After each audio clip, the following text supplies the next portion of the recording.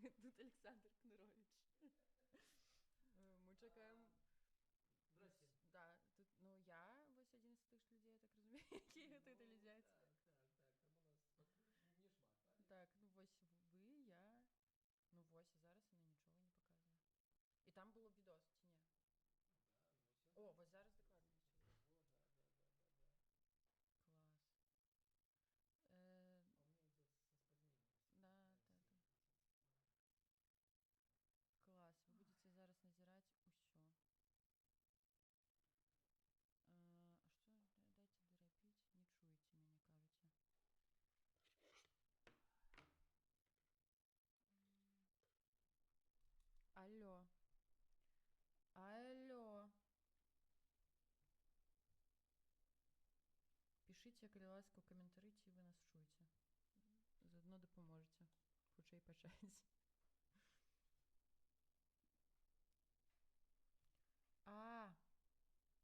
Вельмі слаба. Что-то только что шуршало. Так, кажусь, о. Я подняла мейн. О, я чую, што нешта чуецца.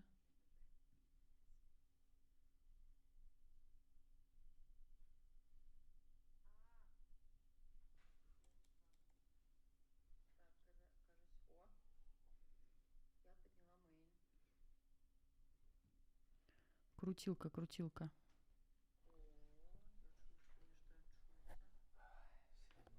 Все равно кофе ванильный, блин. Что за люди? Как это можно вообще? Как с этим жить? Я вон, як нормальный человек, агулам без кофеиновую каву пью. Крутилка. Все, я чую, что вы нас чуете. Засталося дочекаться еще одного микрофона. Все, крутяк. Давайте так. Зараз я поставлю заглушку. І быццам бы гэтага не было, пачнем заново. Ну, Олеж, пошли праз 15 хвилин. Ну, праз 5 уже. Я как бы вельмі сумнеюся, что гэта будзе праз 5. А все. Александр, не нагоняем тоску, Александр. Для чаго прыйшоў?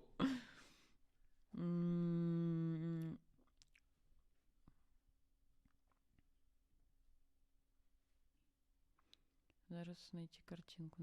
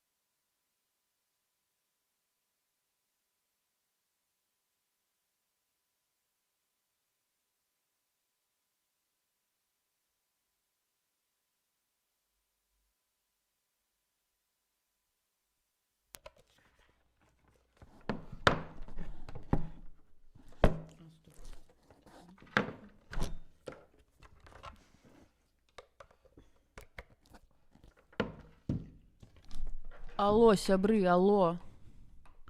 Напишите, ці нас чуваць. Алло.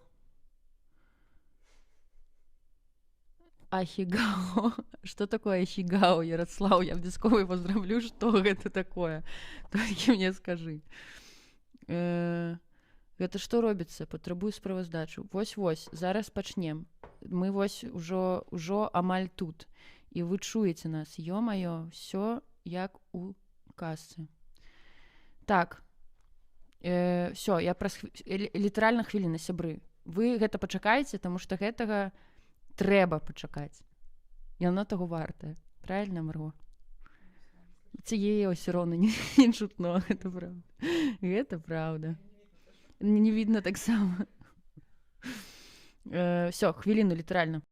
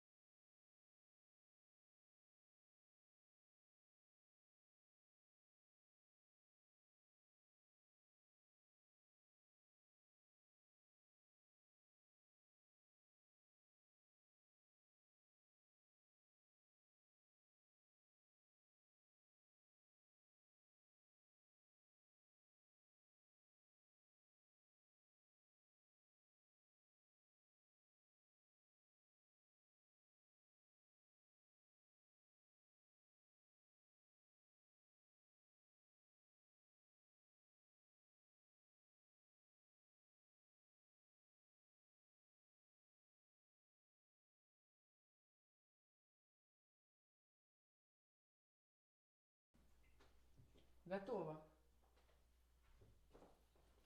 Ой, Александра, что вы тут делаете? Ой, как неловко. Ой, как неловко. Марго, посмотри, как я там сижу. Я не вижу ничего.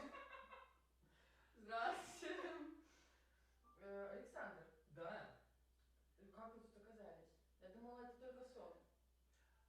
ну это же ваш сон. Нет, это был ваш сон. Это был ваш сон, Александр.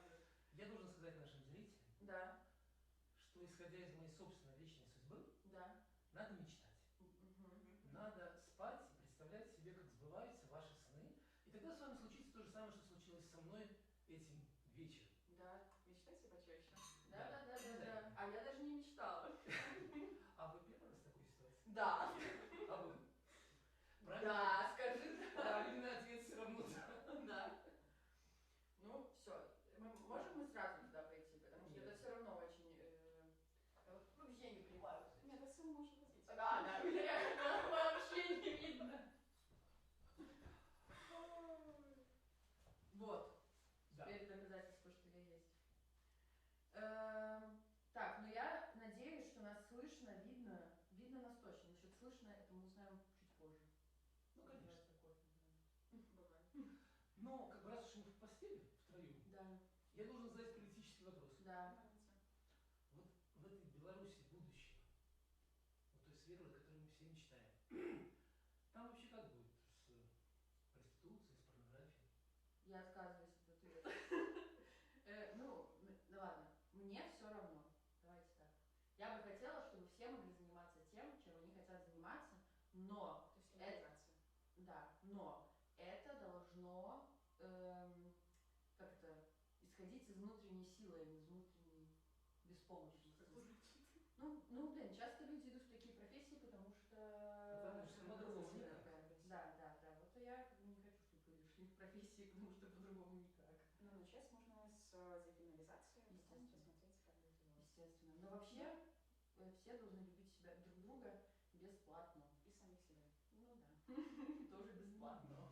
Ну, в общем, в этом, видите, как бы в этом случае, в этом тезисе представители наступа и неполитический блогер Конорович сходятся во мнении. Ура! Ура! Ура! Ура! За вас, коллеги. Как Новый год, честное слово. Ну, у меня это точно. Что? Пойдем туда? Да, Пойдемте. будь ласка. Ну, вы идите. Да мы идем. Вы полежите, Александр.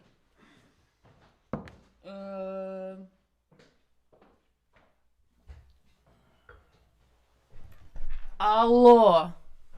Я сподіваюся, що вам було чутно. А коли ні, ну, може і не так треба було. Hooray, hooray, I can't hear it. Yes. Нічого не чувать. Все, так і було задумано. Все правильно. Тримайте. Один ваш. Александр, возьмите. Я Марго. На, мне будешь давать. Блин, такая задержка. Да, быстренько. Ничего. А сейчас мы будем ругаться. Да. Все, примирились. Зараз. А что со звуком, говорит? Эх, блин.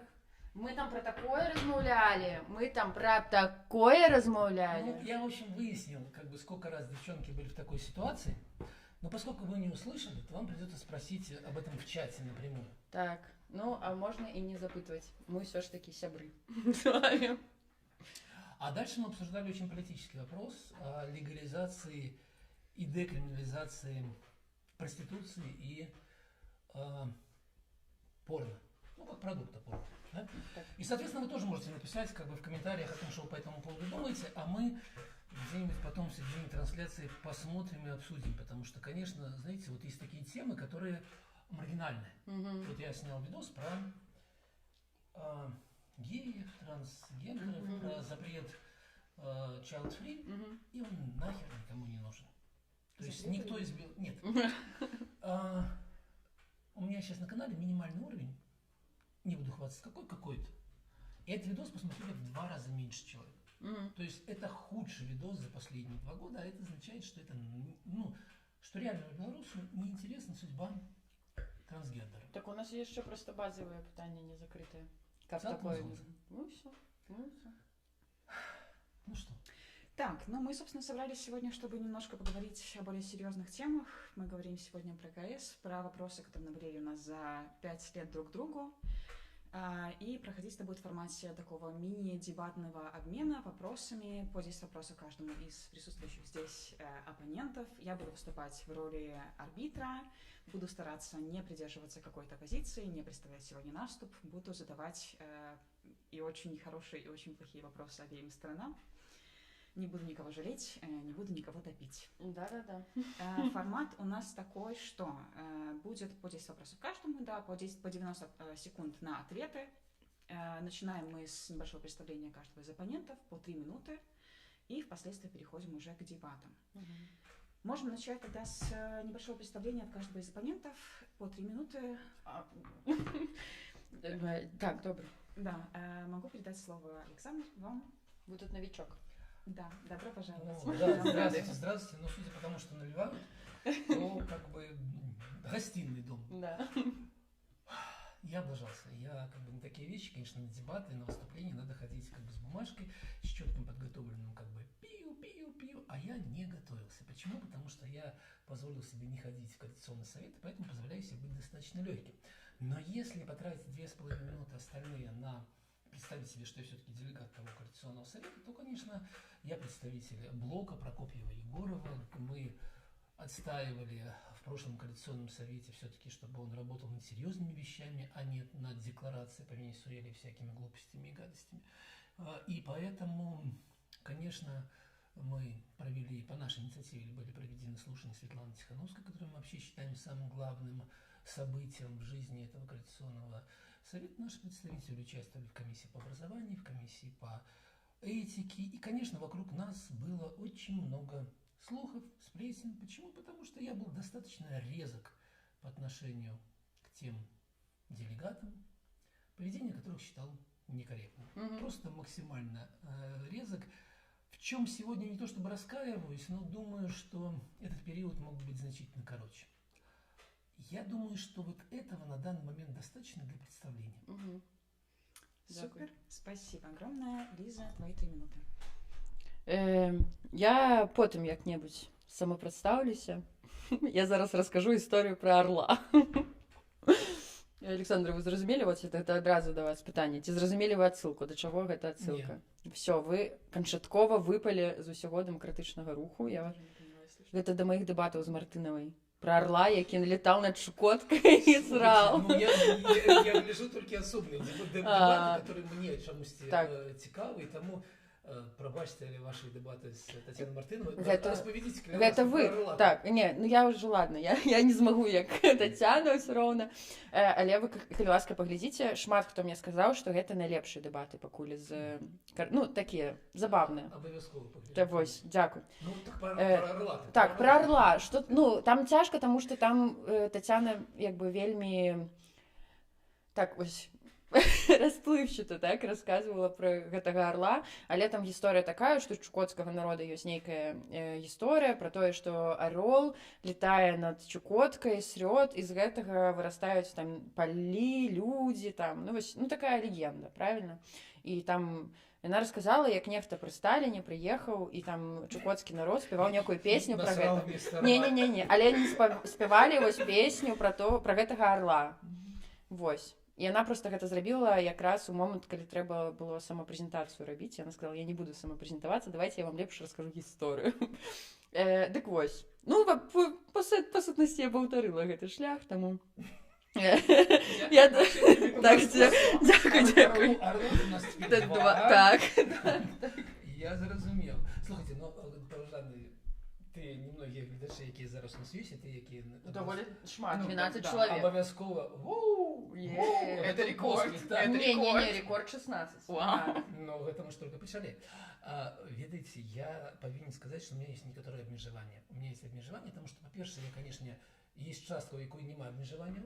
Я спадзяюся, што мне дазволяць тут лаяцца матам Можна. рускім, Можно. да, і быць шчырым на 100%, але абмежаванні ў мяне такія, што я вырашыў, што я больш не з'яўляюся палітычнай фігурай, і таму я не буду называць імёны людзей за выключэннем тых, якія сёння входзяць в наступ, і тыя, якія входзілі в блок. Добра. Пра астатніх я, каб не ўплываць на палітычнае жыццё Координацыйнай рады, каб не ўплываць на выбар, я вельмі буду намагацца не казаць канкрэтныя імёны, ну вось так, але пра Кравцова лёгка.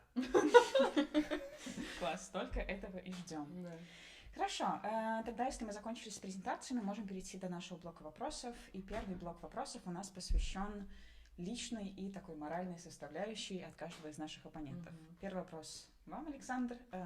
Вы заявляли, что каждый белорус несет ответственность за войну и должен принять какие-то последствия, в том числе там, в лице каких-то очередей, которые стоят на границе, санкционные трудности, которые переживают сейчас белорусы. И вы говорили, что вам не жаль тех белорусов, которые сейчас страдают.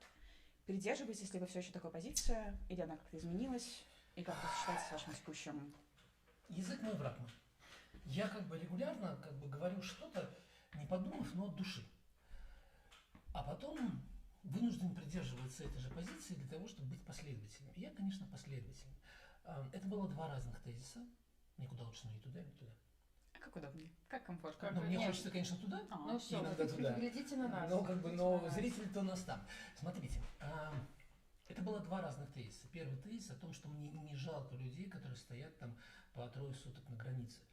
И это было сказано в передаче, это было сказано в контексте. И потом на меня, конечно, обрушился вал критики, да, потому что кто-то даже написал: тебе не жалко там моего брата, который умер в очереди, потому что он дальнобойщик. Ну, в общем, я отхватил хейта от души, по-настоящему, да. Примерно такая же ситуация была, когда я заявил в своем первом интервью о том, что то, что происходит в России, может продолжаться 50-70 лет. Там хейт был не меньше. И насчет, конечно, ответственности белорусов. Это был другой тейк, правильно сказать, тейк? Это была другая тема, но это, она тоже из моих уст звучит. Она такая, что мы должны будем выплачивать репарацию украинцам. Конечно, мы должны будем выплачивать им репарации. Смотрите, в чем дело. Я придерживаюсь этой же позиции по первому и по второму вопросу. Другое дело, что я иногда бываю очень неаккуратен, потому что я потом думаю сам про себя и думаю, люди в травме, они продолжают травмироваться, потому что ситуация продолжает травмироваться, а я им правду матку. Ну, вот мог бы помягче, мог бы быть полегче, да. Но есть какой есть. Так вот, относительно того, что мне не жалко, понимаете, мысль была такая: мне жалко людей, которые сидят в тюрьме. Мне жалко родственников этих людей, мне жалко людей, которые умирают в тюрьме. И мне жалко украинцев, на которых летят бомбы, в том числе летят бомбы из Беларуси. И поэтому, сравнивая страдания людей, которые всего лишь 3 суток стоят на границе из-за того, что на страну наложены санкции, и страдания вот этой группы людей, я хочу тех, кто предъявляет за эти 3 дня, послать подальше. Потому что есть большая проблема, а есть маленькая проблема. Это не то, чтобы не моя проблема, потому что мои близкие тоже стоят в этих очередях, они тоже страдают, я тоже по этому поводу переживаю. Но смысл был именно в этом, что давайте все-таки соизмерять большое и малое. Я готов сегодня поддержать свою же мысль, готов быть оплеванным за то, что я тогда сказал. Относительно выплаты репараций, понимаете, у нас выбор простой. Либо мы десятилетиями и столетиями будем с украинцами врагами, а для этого сегодня есть все причины. Потому что да, есть калиновцы, да, есть белорусское демократическое сообщество, но это такая малая часть от всего белорусского народа. И опросы в Украине будут показывать, что украинцы плохо относятся к белорусам, несмотря на наличие калиновцев. Потому что главное это то, что с территории Беларуси была осуществлена агрессия. И либо мы будем десятилетиями, а может и столетиями врагами, либо мы будем говорить о том, что да, между нами лежит эта проблема, и давайте разговаривать, сколько мы готовы за нее заплатить. Вопрос, сегодня ущерб, который оценивается экономике Украины, все, добро. Там 120 миллиардов, а стоимость восстановления 500 миллиардов. Наверное, наша доля на какое-то количество процентов, и, наверное, она будет потом выражаться в совместных проектах, не в деньгах. Но надо признавать свою ответственность. Ответственность и вина, конечно, разные вещи. Закончил. Спасибо. Лиза, у тебя есть право задать вопрос. Так, у мяне такое пытанне. Вось мы з вами на АУДЗІ былі разам. Памятаеце, як Іван Краўцоў сказаў пра смерць 20-го года? Конечно. Вось. І ну, мне хочацца мне таксама гэта выказванне не спадабалася, але толькі ў тым сэнсе, што яно гучыць ад чалавека, якога ў пэўным сэнсе стварыў 20-й год. Так, я вось сабе з 20-м годам мала ідэнтыфікую. І ў мяне такое пытанне: як вы, наколькі і як вы былі палітычна актыўныя падчас усяго свайго жыцця ў Беларусі, незалежнай ці залежнай, до 2020 года? Ну, тут есть что сказать, некие плюсики, да, то есть у меня за мной, не то, что я повинен был не оправдываться, но все-таки как бы скажу о том, что сегодня мы с Павлом Свердловым вспоминали, как из-за моих статей, 3 моих и 1 его, закрывали Кукуворк в 2015 году, когда это еще было не модно, потому что это не понравилось Министерству информации. И меня в тюрьму посадили через неделю после того, как вышел репортаж Белсата, и я рассказывал, сколько стоит 17-я резиденция Лукашенко.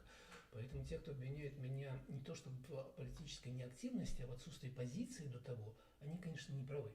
Но и с другой стороны, конечно, я не был активным, и вся моя действительно участие в политической жизни было в том, что мы в 2010 году просто передали пострадавшим определенную сумму денег, и не более того.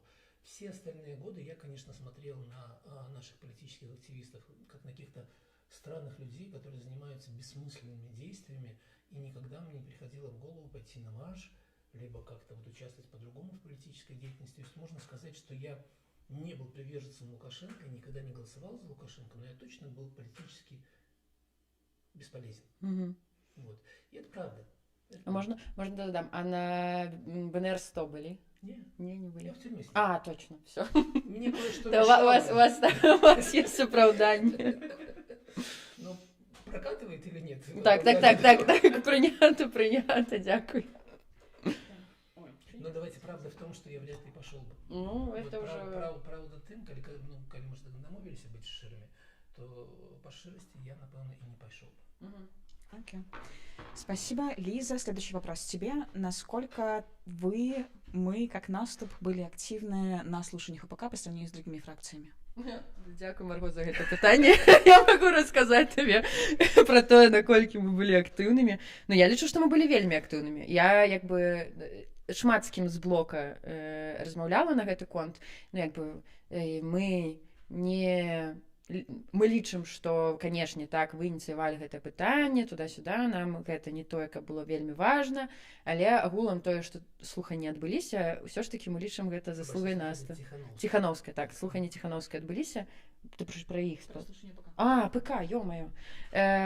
Слуханні АПК. Ну, мне падаецца, што мы вельмі актыўныя былі. Мы ж да ўсіх пытанні задалі. А я тут не мне трэба памятаць ўсё. Так, я думаю, што мы былі вельмі актыўнымі. Я дакладна памятаю, як мы рыхтаваліся фракцыяй да гэтых слуханняў. Таму я думаю, што мы ўсім па 2-3 пытанні задалі. Але, падаецца, было абмежаванне па 2 пытанні, так, ад фракцыі. Ну, я не памятаю, реально. Ну, там вы памятаеце, якія там былі слуханні, Александр? Вы памятаеце, як людзі адказвалі на пытанні? Я памятаю. Таму нічога... Я згодна, абсолютно. Памятаеце, якія былі першыя слушанні? Ну, такія ж. Прабачце. Не мой час задаваць пытанне. Так, вы можете, я вам дазваляю. Так. Ну, па-першае, Координаційная рада не падтрымала спадара Азарова і яго звольнення. Вы памятаеце? Так, памятаю. Другое, прыклалася. Спадар Павел Латушка ледь набраў галасы, каб прайсці.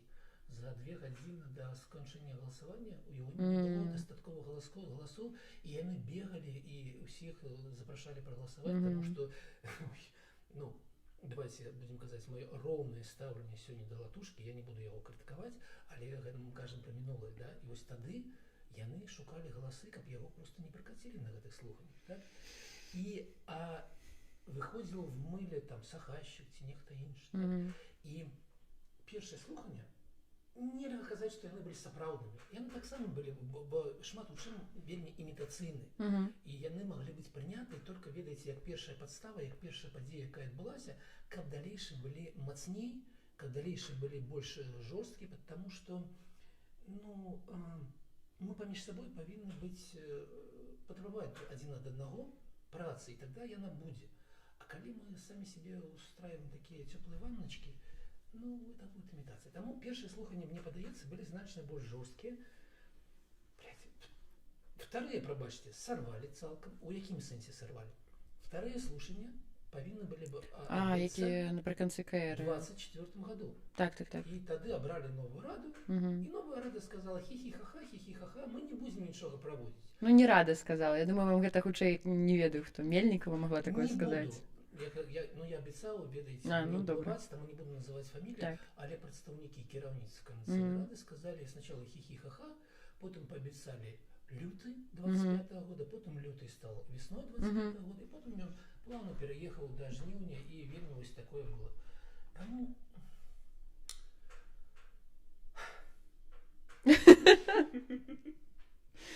Так, я згодна абсолютно з гэтым. але наступ был сапраўды, ведаеце, што я павінен сказаць, што канешне у гэтым чане з гаўном наступ выконваў ўсё ж больш пазітыўную ролю, чым негатыўную ролю. Вось гэта я павінен прызнаць. Ура, супер. Хорошо, раз мы уже так про КС, давайте продолжим эту тему. Хочу спросить у вас, Александр, какие достижения, вы считаете, были в вашей фракции в прошлом созыве КС? Особенно добавлю, что учитывая, что наступ во многих случаях был вынужден спасать переговорные процессы между различными фракциями и акторами. Ну ты уже загнула. Ну, слушайте, вот я, глядя на работу блока, могу поставить ему 1 балл из 5. Дякую. Не, ну широ, слушайте, когда я кажу 1 балл из 5, это ж я себе ставлю 1 балл из 5. Чему? Потому что меня бесит, твою мать, блядь, декларации по Венесуэле. Меня бесит, когда они один раз приняты как бы дикие декларации. И когда второй раз тут же человек, когда выкрали Мадуро, кажет, Нужно вторую версию. а давай мы вторую, сука, как бы приведем декларацию, поддержим демократический выбор народа Венесуэлы. Я не могу с этим иметь дело вообще. Мне кажется, что это дурка. Это, блядь, новинки какие-то, как бы человека нужно спасать в этот момент. Не вести его там к врачу, лечить электричеством, понимаете? А не заниматься работой Координационного совета. И, конечно, во многом Координационный совет занимался вот такой странной деятельностью, которая со стороны ее не продать сегодня избирателям. Избиратели как бы это не заказывали. Вот, но если сказать серьезно, в чем ошибка была? Что, конечно, я потратил очень много времени на, как бы это правильно назвать? Вот я вложил в Координационный совет кучу своей работы в 2024 году на выборах. И много своего публичного имиджа. Я очень много призывал, агитировал. И когда оказалось, что некая группа людей сказала, а мы без тебя обойдемся, нахер пошел. Я почувствовал, что кто-то обнулил мои инвестиции. Но раз обнулили мои инвестиции, то давайте я обнулю ваши инвестиции. И поэтому много моих действий были вызваны именно этими ощущениями. Они не были продуктивными. И в этот же период у меня был один разговор, не могу назвать серьезным белорусским политиком, который говорил, слушайте, ну надо что-то как бы предлагать. Наверное, он тогда был прав. Если бы я потратил на вот этот период, если бы он занял не год, а 3 месяца, этого было бы достаточно. Поэтому, говоря про достижения в фракции, понимаете, работали представители и в комиссии по образованию, и в комиссии по этике, и что-то делали, и Егоров в чем-то принимал участие. Нельзя говорить о том, что там фракция целиком заняла вот эту позицию, ничего никогда никому. И так себе было. Нет, это не будет неправда. Но то, что она могла сделать в разы больше, это факт. Моя позиция была в следующем. Нам нужна была нормальная стратегия на 25 год на выборы президента Республики Беларусь. Нам нужны были нормальные слушания ПК. Нам нужна была общественная палата. Там, потому что нам, давайте так, договоренность о том, что будет общественная палата, шла в пакете с выборами прошлого созыва. Оно шло в пакете, и потом кто-то решил об этом забыть. И потом появились слушания Тихановской. Никакой внятной стратегии на выборах Лукашенко 25 года у нас не было, у всех вместе. Вот это вот 2 крестика или что там было, это херня собачья. И мое предложение смешное о том, что давайте все вместе проголосуем за Гайдукевича, я понимаю, насколько оно так чуть неадекватное, да, но оно точно в моих глазах было лучше, чем как бы предложено вот это скукотища, от которой, сука, сводит зубы всем, кто это слышит, всем, кто это видит. И это, ну, это знаете, это апелляция к каким-то совершенно херовым вещам. Поэтому стратегии 25 года у нас не было. Это минус блоку. Блоку минус. Не всем, а блоку минус. Слушания пока прошли, так прошли.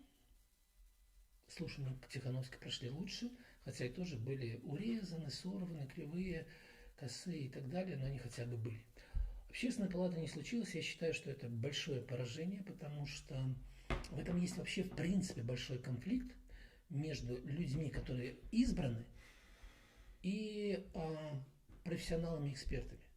Я знаю, что мы же на «ты» здесь можем, да? И я знаю, что у тебя есть какое-то представление, как должно быть дальше по этому поводу. Я очень хотел бы его послушать. Но это очень плохо, когда из КС уходит Роза Турабекова. И очень плохо, когда из КС уходят эксперты, а на их место приходят, горлопаны.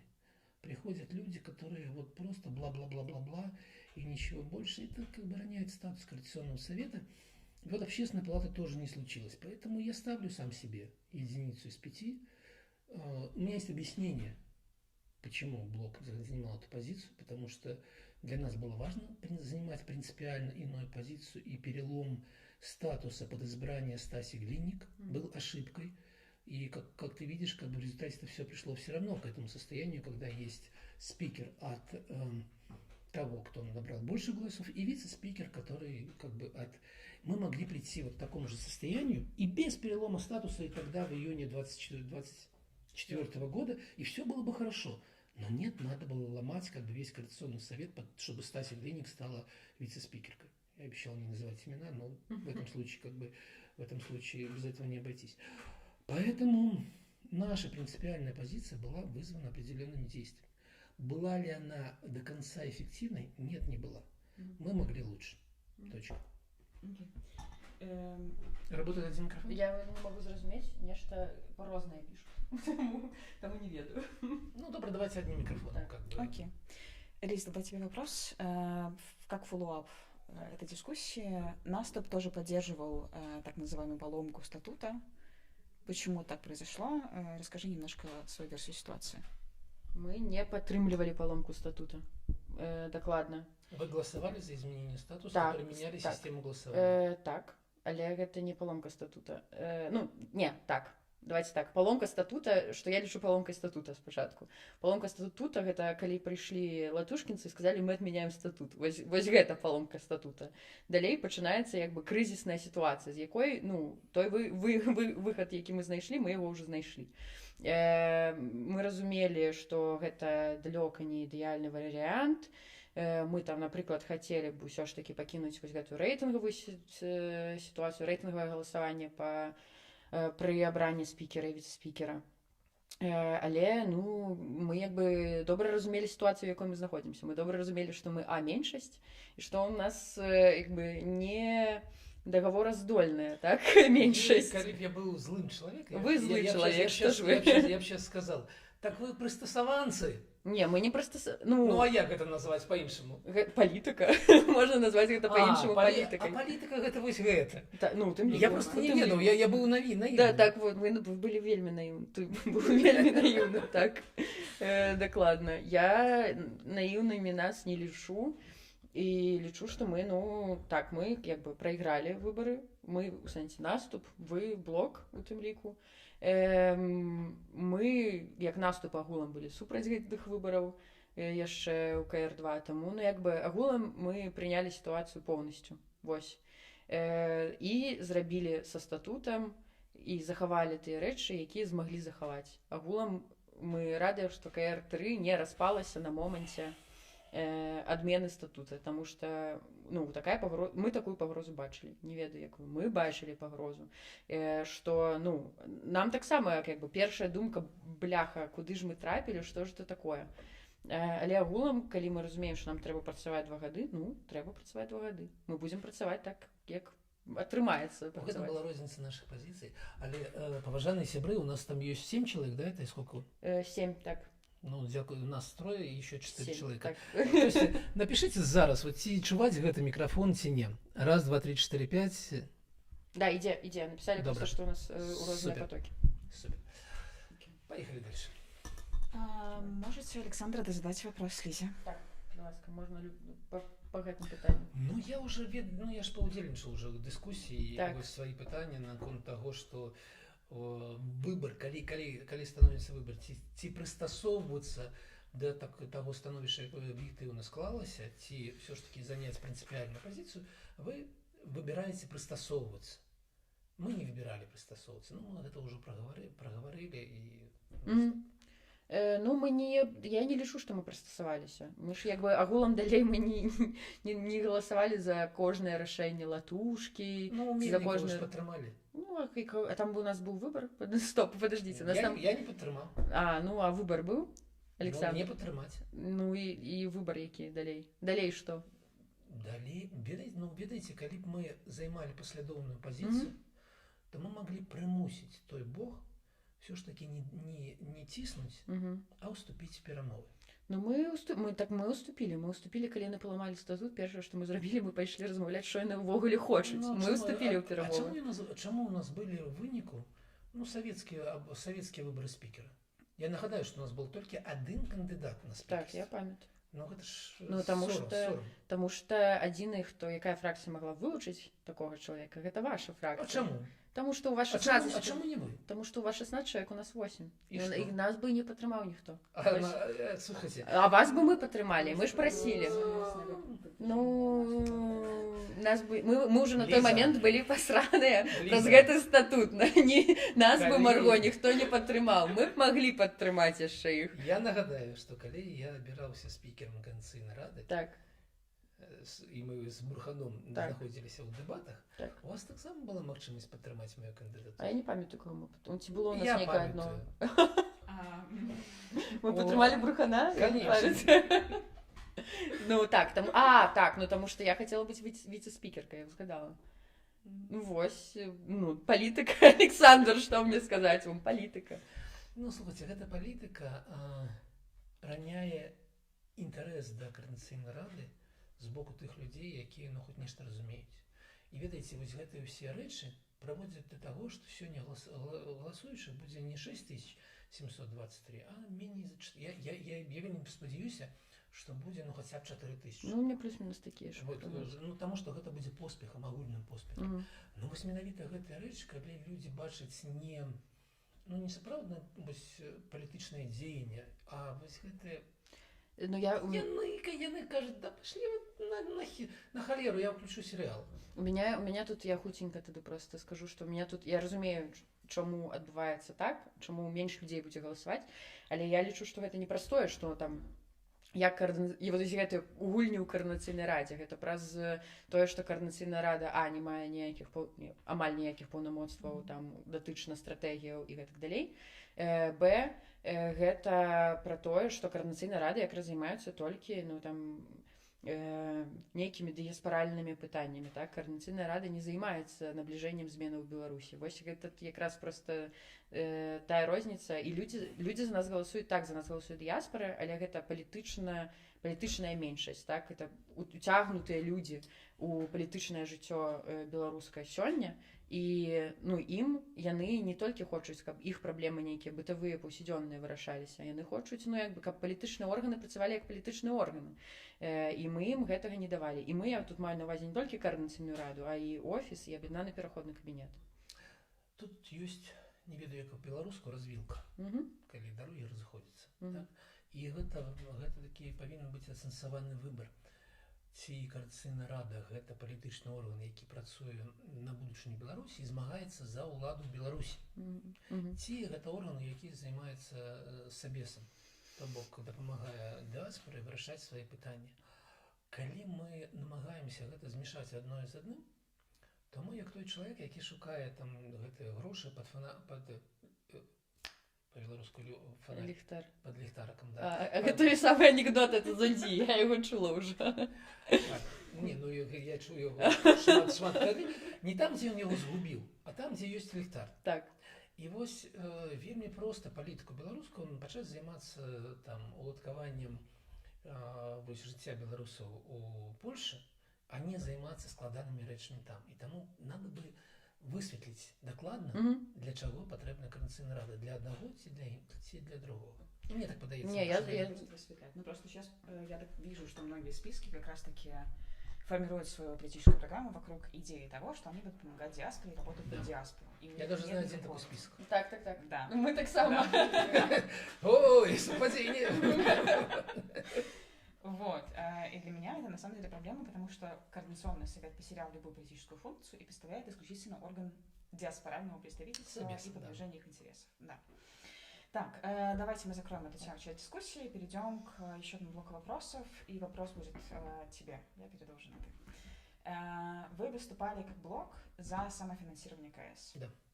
Но у вас есть такой персонаж, я позволю себе называть людей, Андрей Егоров, Да. который являлся, может быть, будет являться Кем? одним из самых больших имплементеров грантов Евросоюза. А что вы об этом знаете? Что-то знаем. Ну, назовите суммы, как бы. Ну, точно? Конечно. Нет. Но мы же домовились быть ширами. Нет? Ну я просто, ладно, стоп. Я просто не ведаю лічбы. Я б не хотела, напэўна. Больше 6 нулей. И в чем тогда питание? Как стыкуется позиция блока насчет самофинансирования КС и выхода на самофинансирование этим сил с репрезентацией людей, которые являются такими масштабными грантоотримальниками? Ну, смотрите. Во-первых, должен сказать, чтобы мы так точно понимали ситуацию. Между мной и моим товарищем Андреем Егоровым никогда не было каких-либо финансовых отношений. А як же аист? Никогда не было каких-либо финансовых отношений. Пора, если хотите, чтобы сейчас ответила. Не, я могу ответить, просто как бы давайте сначала разберемся с большим, а потом как бы с херней, которую пихает Петрухин, привет. Я уверен, что один из 6 это... Так это он. Да. Смотрите. У нас не было никаких финансовых отношений, и то, что Андрей делает в рамках своей профессиональной деятельности, это его собственная работа. Это не то, чем занимается блок в Координационном совете. Я не могу оценивать, насколько он как бы эффективный менеджер этих денег, и насколько он их там получает, даже не знаю, на конкурентных основах. То есть если бы мне кто-нибудь сказал, так там Егоров платит взятки, чтобы получить эти деньги, или раздает их своим. Но я бы удивился, потому что я Андрея знаю как человека как бы с другими принципами, да, но мне бы не было никаких доказательств, ни одного, ни второго. Нет, это вопрос не в принципиальности. Да. А теперь возвращаемся к Координационному совету. Смотрите, у нас сперли 150 тысяч. Допустим. 110. Ну, 110. Наших 110. Там да, наших 110, да. Остаток денег, который выделялся на Координационный совет, 2/3 из них как бы получит крайне неприятные мне люди, которые непрофессионально делают свою работу, которых никто не просил их делать эту работу. Медиакоманда. Да. И мне кажется, это ненормально. И поэтому мне кажется, что если бы 80 человек, я знаю, что у тебя другая позиция, но если бы 80 человек формировали бюджет, пусть не там по 200 тысяч, да, а пусть формировали бы в размере на 2 года 1050, а это означает, что там 100 евро в квартал было бы больше, чем достаточно, было бы 64 тысячи евро. Они бы жестче как бы относились к расходованию этих денег. Они бы, возможно, мероприятия проводили бы в каких-нибудь местах поскромнее, да, и они, возможно, не платили бы медиакоманде за херню всякую. И поэтому с этим подходом мне казалось, что 80 взрослых человек могут сами заплатить за свое хобби. И я именно с таким подходом и шел, да. Насколько этот подход сочетается вот с тем, что Егоров занимается тем, чем он занимается, я лично не вижу противоречий, но я понимаю, что людей, которые со стороны смотрят, это противоречие видят. Вот. Но мой личный подход, как человека, который, знаете, я за 6 лет, за 5 лет, несмотря на всякие слухи, не получал грантов. Я несколько раз участвовал в грантовых в конкурсах, понятно, там раза 4, и как бы это всегда было бесполезно. Там столько как бы желающих. Вот. Я несколько раз участвовал в грантовых проектах, это факт, да, ну, как исполнитель. Я что-то исполнял. Да, и как бы, ну, я работаю на грантовые медиа. Понятно, что они грантовые, но это работа, журналистская работа. Вот. Но так получилось, что я никогда как бы сам и не касался. Поэтому все понимаю, как это выглядит со стороны. Противоречий в своей собственной позиции не вижу. Внутри блока сумел убедить моих коллег, что это как бы позиция достойная. Слушаю вопрос. Мяне тады так фоллоуап пытанне наступнае. Дык а чаму нічога не зрабілі з гэтым падчас кадэнцыі? У сэнсе, што ні дакументика там не высунули, так, нейкае пра самафінансаванне. Ну, мы разумеем, што калі я іду на выбары з спікера з гэтай прапановай і ніхто не падтрымлівае, то які сэнс ражаць дакумент? Каб прагаласаваць, каб правесці вось такую працу лабіравання. Гэта будзе шмат пакутаў, і ніякага выхлапу з гэтага не будзе. Беларуская палітыка. Яна самая. Так, таму вось так. Магчыма, мы маглі бы гуляць гэту гульню, как бы прапаноўваючы дакументы, якія падтрымліваюць там, акрамя нас яшчэ 3 чалавека, і паказваючы, вось глядзіце, якія яны как бы дрэнныя. Да, ну ці гэта дастойна? Ну так, що мені. Так, ну, мені просто подається за все. Молодые ви люди, у вас шмат енергії. Чого так ось? А ось грошей мало, тому якби ми тільки енергії можемо укладатися. Ніяк не зв'язані речі. Ну, я в вуглі грошей не вмію заробляти. Я зрозуміла, що там, де я $1 заробляю, ніхто 1000, напевно, заробляє. Тому, ну, ніяк не моє. Ось. Ну, мені все. Тогда хочется тебе тоже про бюджет задать вопрос. Наступ, нет, даже не наступ. Какова твоя позиция по бюджету КС, который был принят, и к тому, что медиакоманда получит свои, сколько там, 48 деньжищи, 48 тысяч, или сколько там, за свою работу в прошлой каденции? Так, ну, я дрэнна стаўлюся да працы медыагрупы. Я пра гэта ўжо казала, я за гэта ўжо адгрыбала. Таму я думаю, што сказаць яшчэ раз можна. Я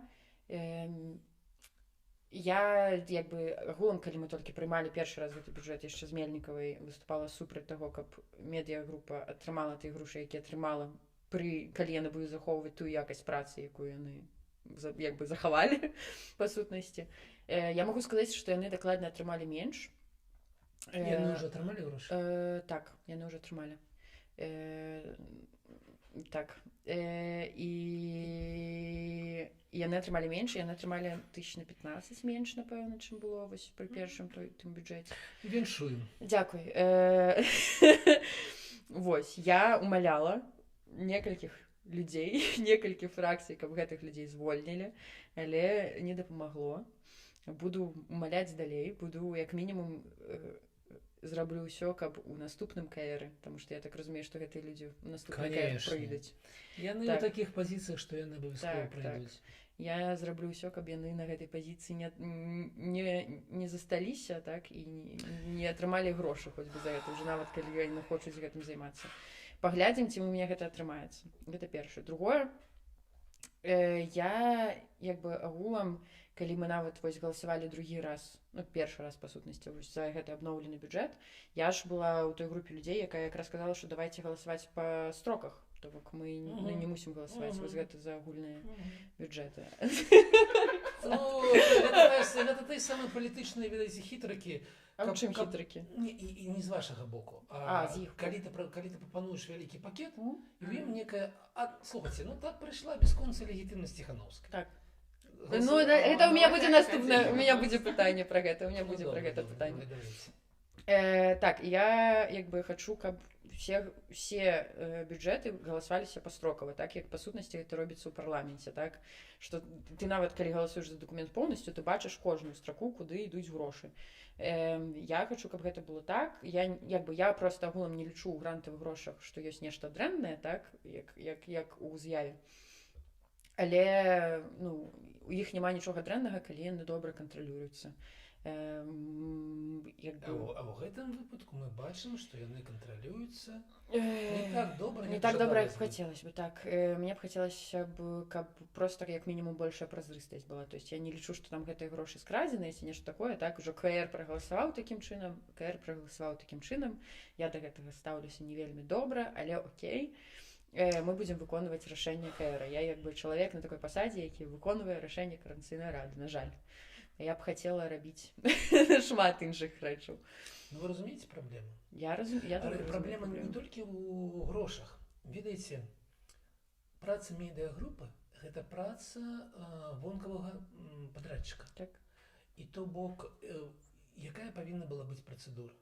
Мгм. Распрацоўка тэхзадання, КПІ, абвяшчэнне конкурса, на які мог падацца любы з беларускіх блогераў, журналістаў і так далей, правядзенне празрыстага конкурса і адбор тых, хто сапраўды прапануюць найлепшую якасць па найменшых коштах. Так. І потым кантроль іх КПІ. Так.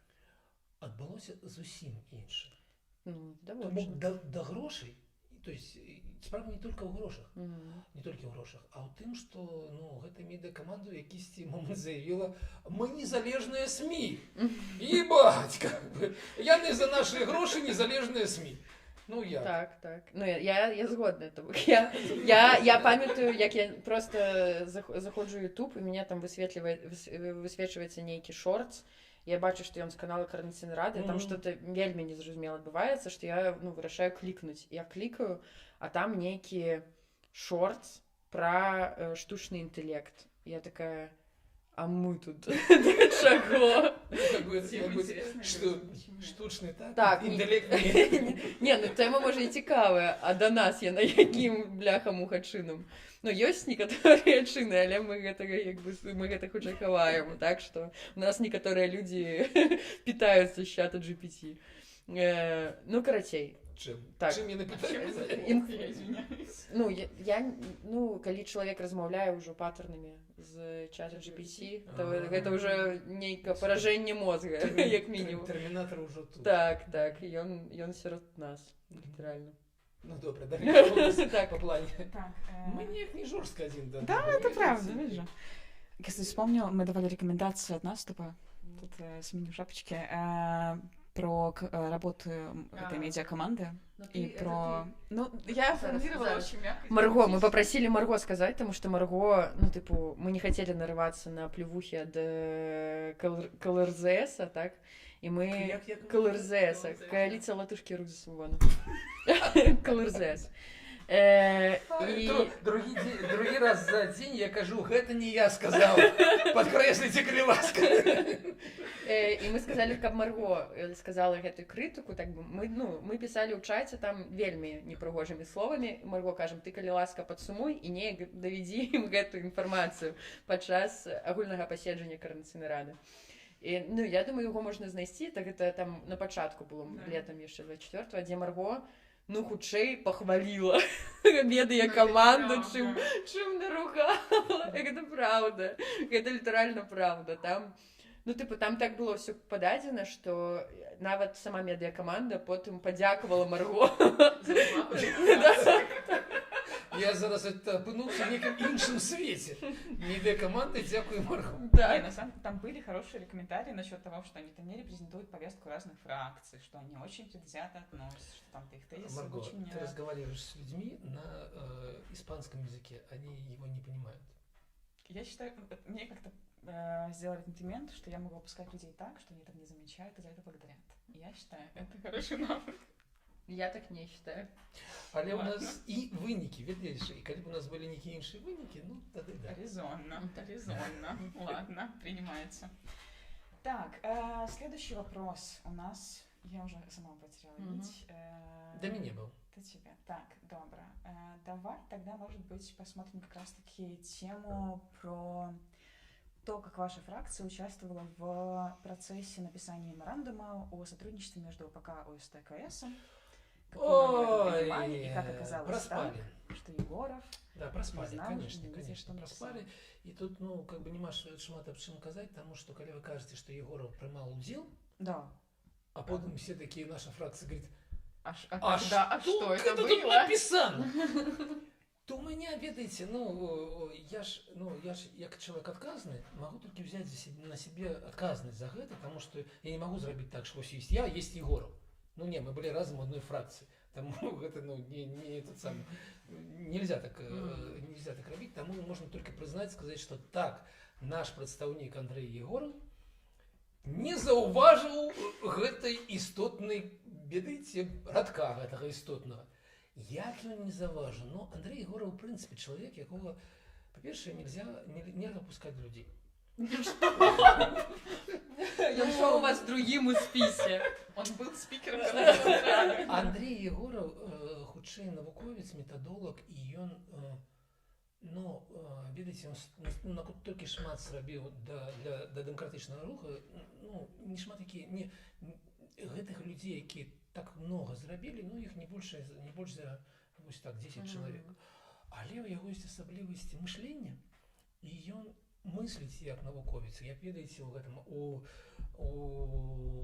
сериале, как же там сериал с Шелдоном, «Теория большого взрыва». О, не надо Уявите себе этого Шелдона. Ну, не надо уже, не настой. Ну, перебор, конечно, художественный, да. Но почему Андрей не заметил этот радок одразу и не одразу поставил питание? Ну, я могу только вот поглядеть в люстерку и сказать, ну вот. И я ж напевно, я не то, как я читал, я имел довер до своих поплечников, и тому зараз так само несу отказность, что мы это не вычитали одразу. Конечно, это правда, конечно. Калі вы задаеце пытанне, чаму, вось мой адказ таму, таму што Андрей такі асаблівы чалавек, які вельмі моцны мозг, але які не заўважае некаторых такіх рэчаў, якія прапісаны таким дробным шрифтом унізе старонкі. Вось. І таму адбылося вось так. Ну, нічога іншага я не скажу, гэта сапраўды так. У меня тады пытанне ўдагонку. А чаму ж тады вы не прызналі памылку публічна як блог? Таму што я нагадаю, што літаральна Андрей Егоров, па-першае, заняў маё месца. Так, я вось была чацвёртым чалавекам, які падаваўся на гэта, удзельнічаць у гэтай групе, якая дапрацоўвала. І там Андрей Егоров больш галасоў набраў, як бы окей. Я таксама Андрэю, давярала, у пэўным сэнсе, давяраю. Але чаму, вось, калі гэта ўжо здарылася, не прагучала тады, што, праебались. Слушайте, напэўна, для мяне, тут я буду адказваць толькі за сябе, а не за цалкам блог, потому што я не ведаю.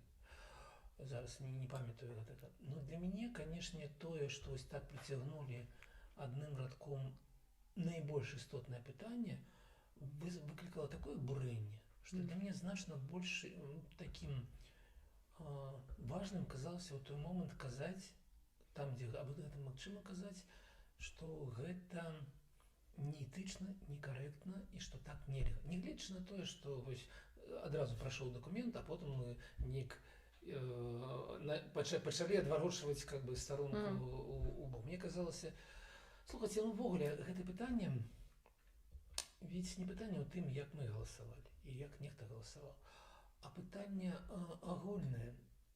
Я ведь не аспрэчваю легітымнасць самой Ціхановскай, і я сапраўды лічу, па-першае, я лічу, што яна здзейсніла чалавечы подвиг у 2020 годзе, таму што кім яна была і кім яна стала, гэта, фантастыка.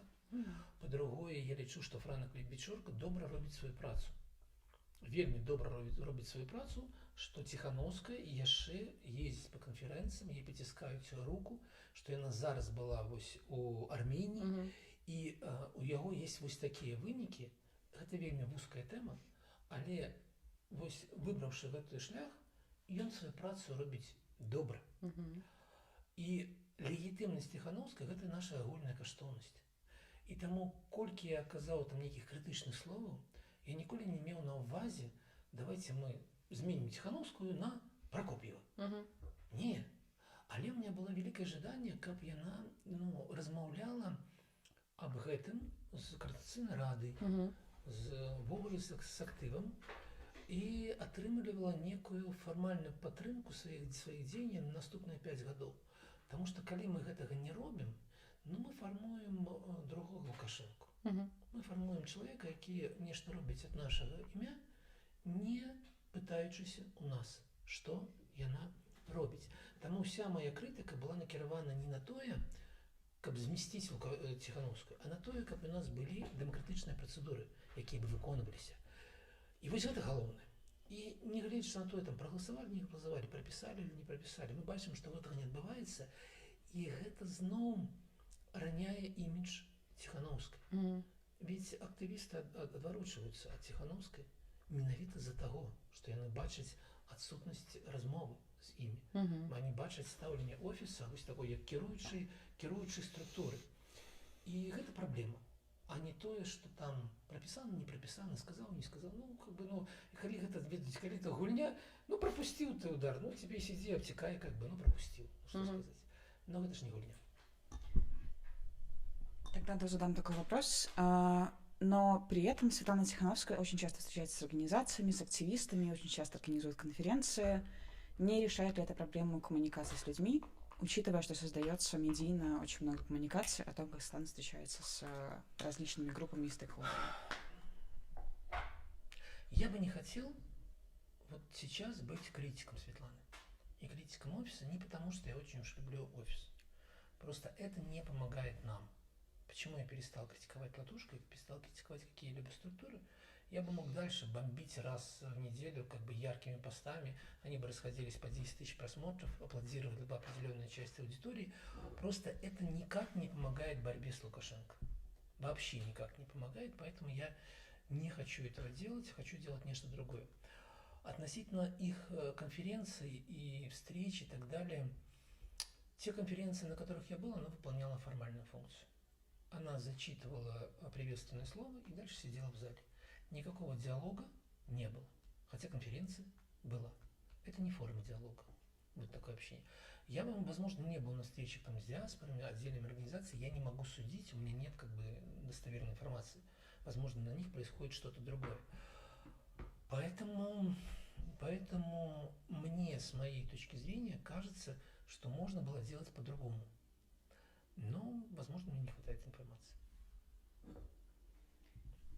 Так, хорошо. Лиз, тогда вопрос к тебе. Как ты относишься к вопросам относительно легитимности Светланы Тихановской, учитывая, что наступ обвиняют часто публично в том, что они не поддерживают в целом функционал офиса, Светланы Тихановской лично, Объединенного переходного кабинета? Как ты относишься к этому? И как бы ты прокомментировал это? Зараз, давайте я почекаю Александра просто. Ладно. Нас шмат у чым абвінавачваюць, так? Нас абвінавачваюць і у крытыкі нейкай замернай, празмернай. Нас абвінавачваюць у тым, што мы спіс офіса, так? Да, спіс офіса, конечно. Так, мы спіс офіса, потому што нас Марго, якая яшчэ ў кабінеце, то бок мы офісна-кабінетны спіс, літаральна. Нас абвінавачваюць у тым, што мы там супраць Светланы Тихановскай, у тым, што мы занадта за Бабарыку, што мы занадта супраць Бабарыкі. Я не ведаю, ці нас яшчэ абвінавачвалі, але я думаю, што нават калі не, гэта не за гарамі. Я думаю, што мы дакладна не супраць Светланы Тихановскай, складана быць супраць проста аднаго чалавека, калі гэта не Александр Лукашенко, давайте так. Калі вы пачалі Александр, я трохі... Так, мы супраць аднаго чалавека, Александра Лукашенко, тут мы дакладна сходзімся. Светлана Тихановская нам ніяк чалавек не падабаецца. Я не ведаю, які яна чалавек, калі шчыра, то бок у мяне з ёй не такая камунікацыя. Можа, на жаль, а можа, на шчасце. І я бы вельмі хацела, каб Светлана пачала вось якраз прыслухоўвацца, не проста слухаць, што ёй кажуць людзі, так, і не проста выступаць перад гэтымі людзьмі. Я б хацела, каб Светлана Тихановская пачала слухаць, пачала дзейнічаць не толькі так, як ёй кажа Франа Квічорка, Анатоль Лебедька, Александр Добравольскі, хто заўгодна яшчэ, а як чалавек з асабістым меркаваннем. Я спадзяюся, што она так дзейнічае. Гэта толькі значыць, што нам прасцей будзе яе там у нечым переубедзіць. А так, пакуль я бачу, што Светлана дзейнічае згодна з лініяй партыі. І тут незразумела, яна кіраўніца ці ёй кіруюць. Гэта цяжкое пытанне. Але мы не Небяспечная зона. Так, ты дакладна можаш адкаментаваць, але пакуль кажу я. І вось. Я б хацела, каб Светлана дзейнічала больш самастойна. Гэта моя асноўная, напэўна, проста лінія крытыкі да Светланы Тихановскай як да чалавека. Кажется, ты очень нехотя даешь мне сейчас микрофон. Я не все равно. Это было не шибко. Меня просто... Я тут дам небольшой комментарий насчет того, именно части, которая связана с субъектностью Светланы. потому что вот такие комментарии насчет того, что она не принимает самостоятельных решений, для меня выглядит очень уничижительной в ее сторону, учитывая, что она самостоятельно принимает решения о своей деятельности, самостоятельно влияет на формирование стратегии и в целом может и умеет руководить коллективом. Вопрос там возникает насчет вовлеченности во все процессы, но она не может вовлекаться во все процессы, поэтому очень многие процессы даются на поручение тем, кто является исполнительными менеджерами. Я сейчас такое скажу. То есть царь хороший, бояре плохие. Я не хочу микрофон тебе давать. Ну, можно... А у вас есть микрофон, Александр, вы можете сказать. Раз у нас уже... Ну, у меня другое было питание.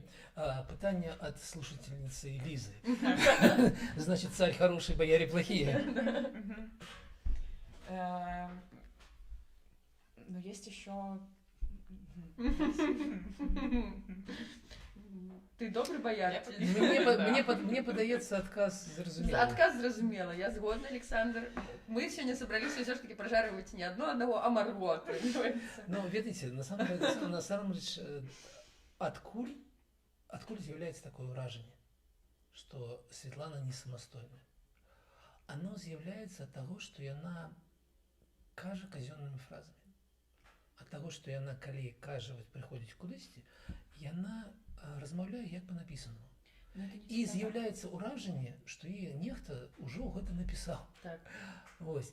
Я кажу выключна пра ўражанне, а не пра сутнасць. І яшчэ пра тое, што яе не змяняецца ніколі як бы пункт гледжання, правильно? То бок пра тое, што звычайнага чалавека, на маё меркаванне, неяк з часам змяняюцца погляды і ўсё такое. Рэдка бывае такое, што ввогуле ты типу і крока ўлева, ні крока вправа не робіш. А тут, вось выглядае як лінія партыі.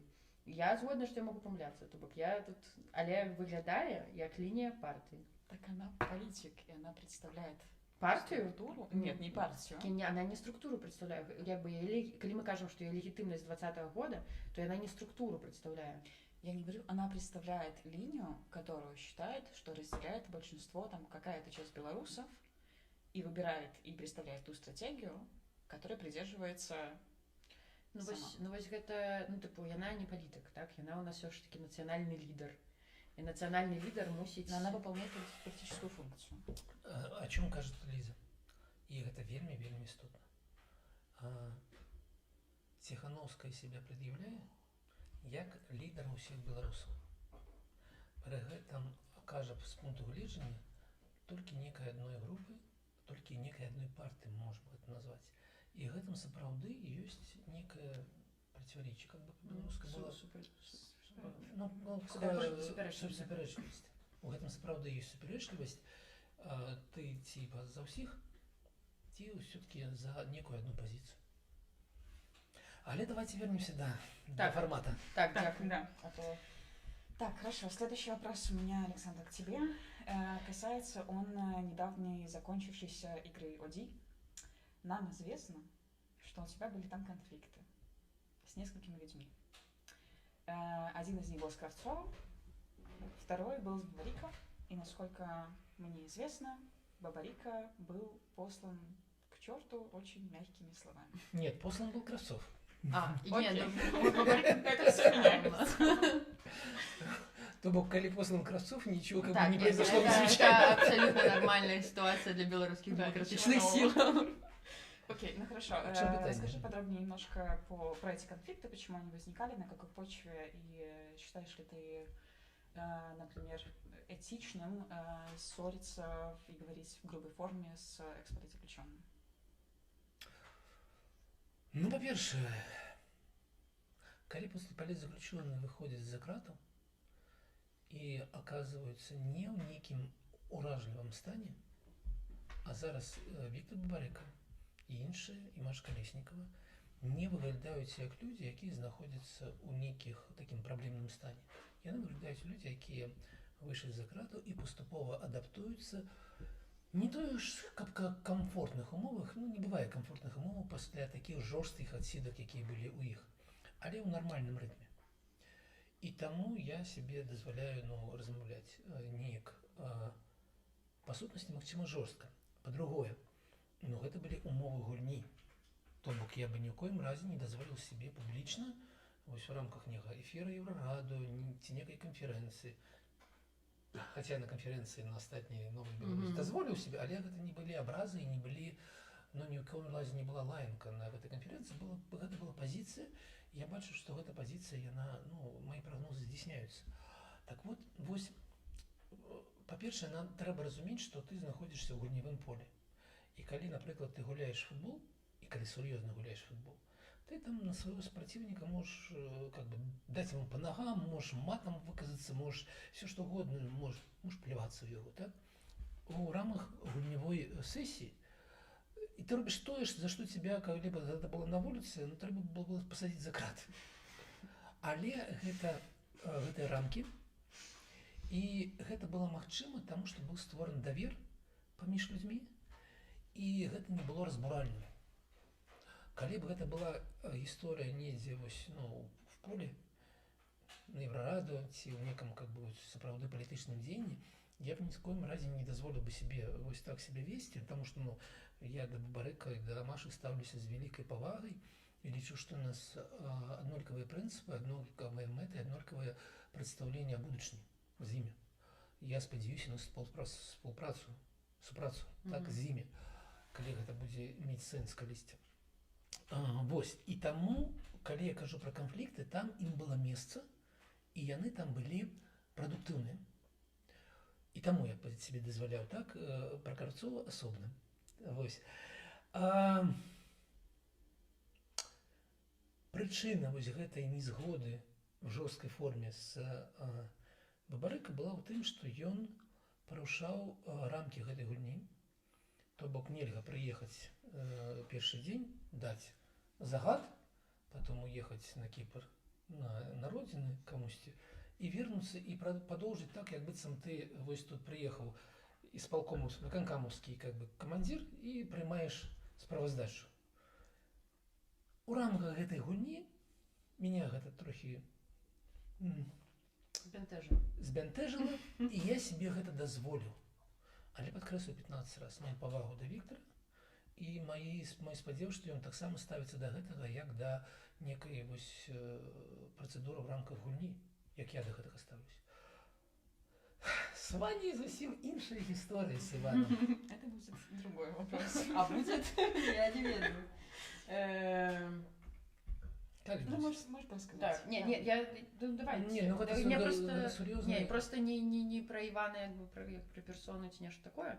Нет, і вось у гэтым выпадку трэба размаўляць, ну, калі мы себе можам гэта дазволіць, менавіта пра Івана як персону, тым больш, што ён знаходзіцца ў вашым спісе.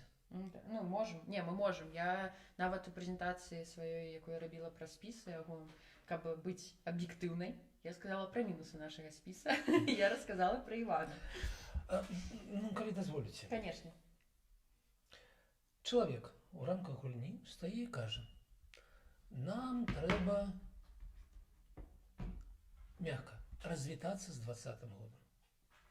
Нам трэба перастаць мысліць катэгорыямі 20-го года, нам трэба перастаць, ну, называць рэчы катэгорыямі 20-го года. Я зараз, ну, я спадзяюся, што я дакладна перадаю как бы сэнс таго, што было сказано. І как бы такая прамова эмацыйная. Ты ему верыш, хочаш сказаць: ну, конечно, Іван, конечно, я з табой. І чакаеш, што вечара ты паглядзіш там позірк ці нашу ніву і прачытаеш, што Іван Краўцоў выйшаў са спіса наступа, каб не падтрымліваць структуры 20-го года, каб не падтрымліваць сэнсы 20-го года, а працаваць на нешта новае. Ты чытаеш адзін дзень, не выйшаў. Другі дзень нікуды не выйшаў. Трэці дзень сидзіць как бы у тым самым спісе і падтрымліваць наратывы 20-го года. Мне гэта вельмі дзіўна, такія паводзіны. Ты ці не кажы, ці рабі. Ну вось, ці адно, ці другое.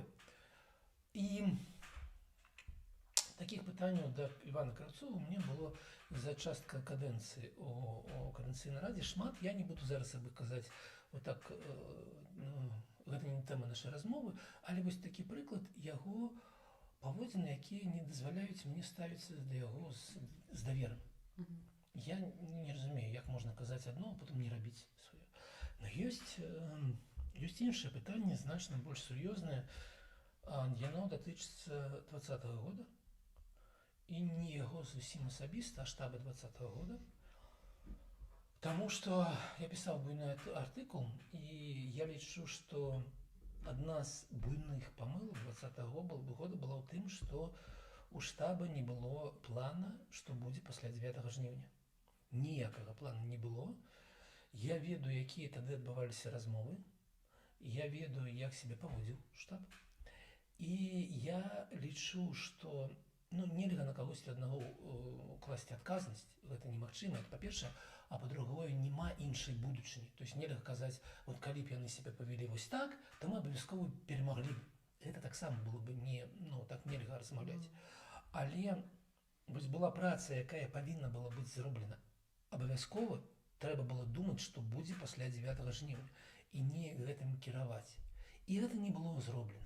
І гэта адказнасць тых людзей, якія былі ў штабе. І я бачу, як Іван і іншыя людзі, калі я об этом напишу, я год таму напісаў вялікую буйны артыкул, дзе шмат чаго пісаў, я выклаў все, што я думаю. Для мяне гэта скончаная тэма. Але я бачу рэакцыю Івана, ён не прымае на себя сваю не ўсю адказнасць. І не адказнасць за паразу 20-го года, а адказнасць за тое, што не зрабіў менавіта штаб. Ён на себе гэта не бярэ. Ніколі. Ён не кажа аб тым, што так, я асэнсаваў, што мы маглі нешта зрабіць па-іншаму. І для мяне гэта вельмі сур'ёзна, вельмі істотна. Я бачу ў гэтым, ведаеце, паводзіны не дарослага мужчына, а падлетка, які лічыць, што дзесьці ёсць нейкія людзі іншыя, на якіх ляжыць гэтая адказнасць. Але няма ніякіх іншых дарослых. Дарослыя зараз мы. І дарослым был он тады ў той сітуацыі. Таму у меня вот с Иваном вось такія асацыяцыі, не тое, каб я лічыў яго там ворагам, чым яшчэ, але я не маю таго давера, які маю да іншых людзей. Добра. Интересно. Хорошо. Тут хочется, наверное, отметить, что просто ответственность, нельзя возлагать на только одного Ивана, что он работал не один. Я не кладу ответственность, конечно. Хорошо. Давайте двигаться дальше. Лиза, твой вопрос. Александр, як вы ставіцеся? Я читаю регулярны чат рэфарматараў. Я вам шчыра скажу, што, напэўна, двойчы я з чата рэфарматараў выходзіла праз вас. І абодва разы. Я лічу гэта. Так. Але, я як это, без скандала выходзіла, але выходзіла, таму што я вырашыла, все, трэба адпачыць, як бы адпусціць. І агулам тут пытанне такое, вы шмат пра жанчын выказваецеся, правильно? І вось, як бы у тым ліку пра тое, што вось там вы лічыце, што каблукі там жанчынам трэба, ці вам падабаецца, калі жанчына носіць каблукі. Але ці не лічыце вы, што гэта шкодны наратыў? Шкодны наратыў. Давайте сур'ёзнае пытанне. Так, вельмі сур'ёзна. Што вы агулам, як бы, калі аб'ектывізуеце жанчын, так?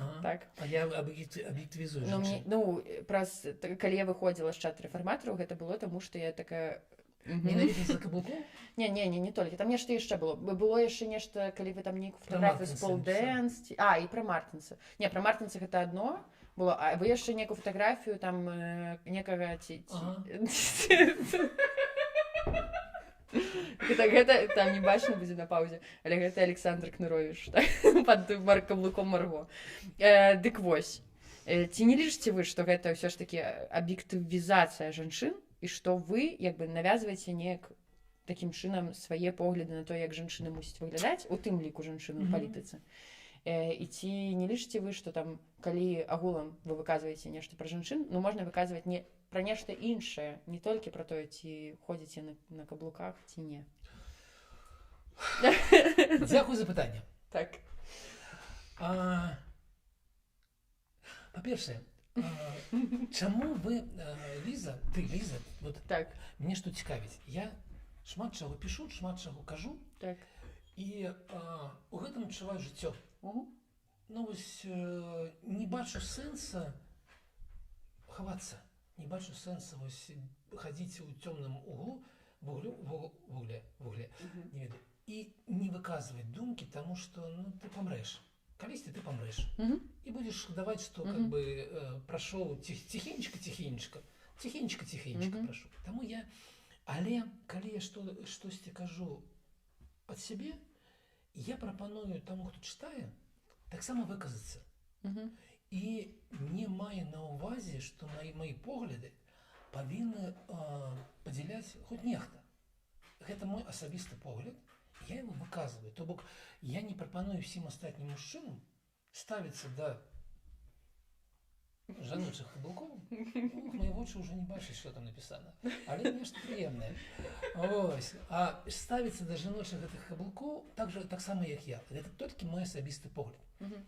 Ось. І пуденс, каблуки, мартинці. Коли я писав про мартинці, про те, що це не женственне по-русски обувь, я виглядаю як скуф. Ну, у тим ліку, не тільки як. Не тільки. Такі відець олдмен, да? Ну, просто є зараз і молоді люди, яких таких же поглядів притримлюються, їх шмат. Але я видите, шмат у чим, я асоціовую, що мої погляди, не просто вже погляди зовсім не молодого чоловіка. Скільки вам году?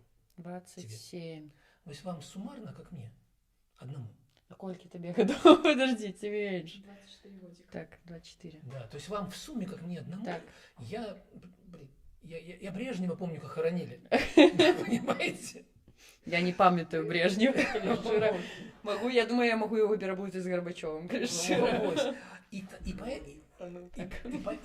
поэтому я понимаю, что часть моих взглядов это просто уже взгляд человека, который, ну, не старый, не оскорбляйте уж меня, не занимайтесь эйджизмом, да, но точно находится в какой-то другой точке, чем вы, и точно на какие-то вещи уже не может посмотреть по-другому. Уже за такие, знаете, засахаренные взгляды, когда ты уже, как бы ты ни хотел попридуриваться и поизображать из себя, ну, раньше сказали бы, рейвера, я не знаю, какие сейчас модные там тенденции в музыке, да, вот, уже ты не будешь таким. И поэтому вот разговор про мартинсы, это скорее разговор про мою уже законсервированность. Это первое. То есть это не разговор с желанием кого-то обидеть, а это, в общем-то, на самом деле крик о своей собственном возрасте. Про как бы пуденсы, там, кровати, там, порно и много еще, сука, это, блин, я воспринимаю это как веселую провокацию, не более того. Конечно же, я не имею в виду всерьез там сон Александра Кныровича.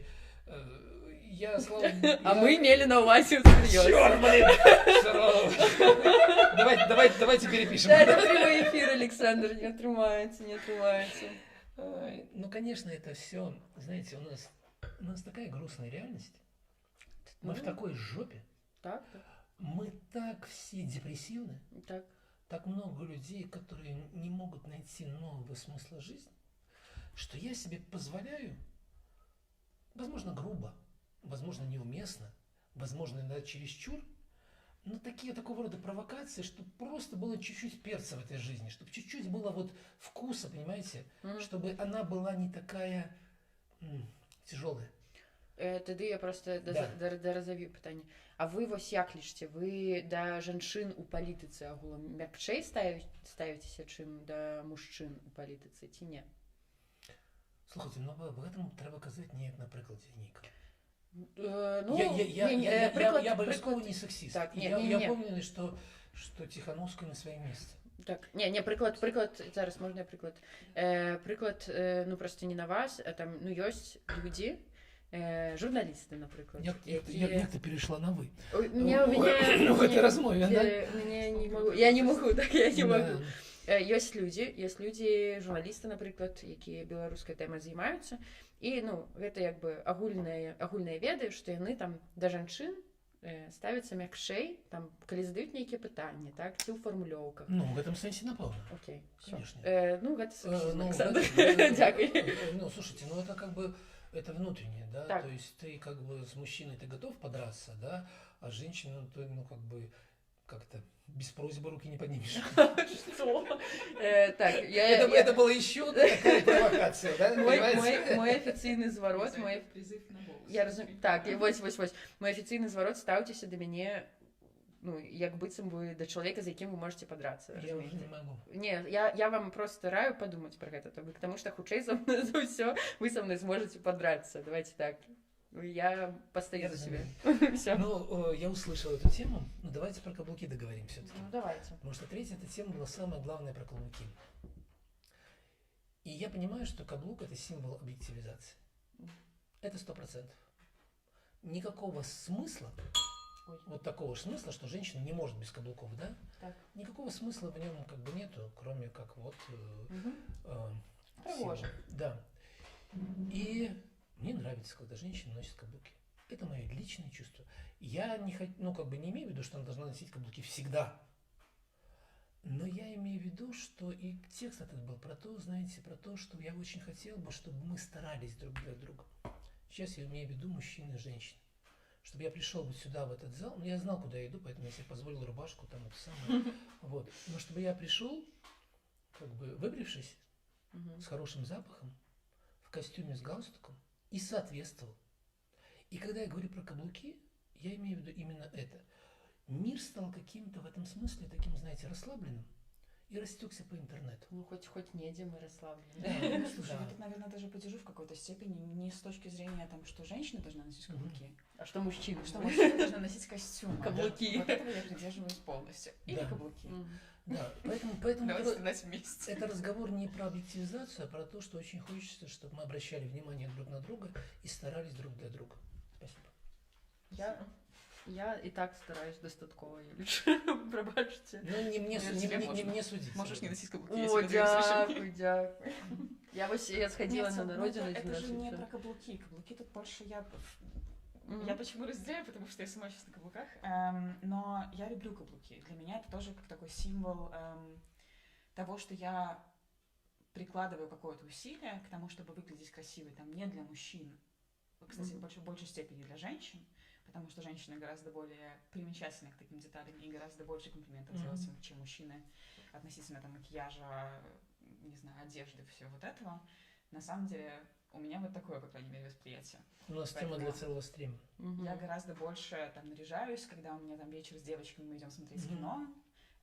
И для этого у меня гораздо больше и желания одеваться красиво, и я себя чувствую гораздо лучше из-за этого. Но вот этот акт того, что мы прикладываем усилия к тому, чтобы подумать, а как мне одеться, там, не знаю, что там выбрать, как будут одеваться другие, давайте там скоординируем как-то цветовую гамму. Это так красиво, это так... Вот этот акт какого-то ритуального отношения к самим себе и к другим людям, вот этого, я соглашусь, что не хватает. Я именно об этом. Супер. Давайте подеремся, Давайте. все-таки я перестанем поглаживать друг У друга. меня есть питание для Давайте. драки. Давай. Ну, Александр, Я. які спіс ты падтрымліваеш на выборах у Координаційную раду? А ты смотрела сегодня эфир? Так, але Мой- я хочу правду пошить. Мой стандартный ответ на этот вопрос. Так. У меня уже есть стандарт ответа на Так. этот вопрос. Он выглядит так. Дорогие друзья, если вы считаете, что Координационный совет работал плохо, ничего не сделал для вас и не хотите голосовать, не голосуйте.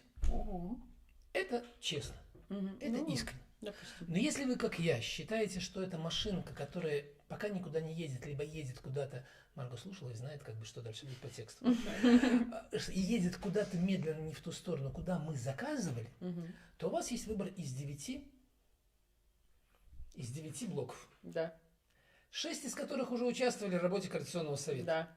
И если вы считаете, что он двигался правильно, выбирайте кого-то из этих 6.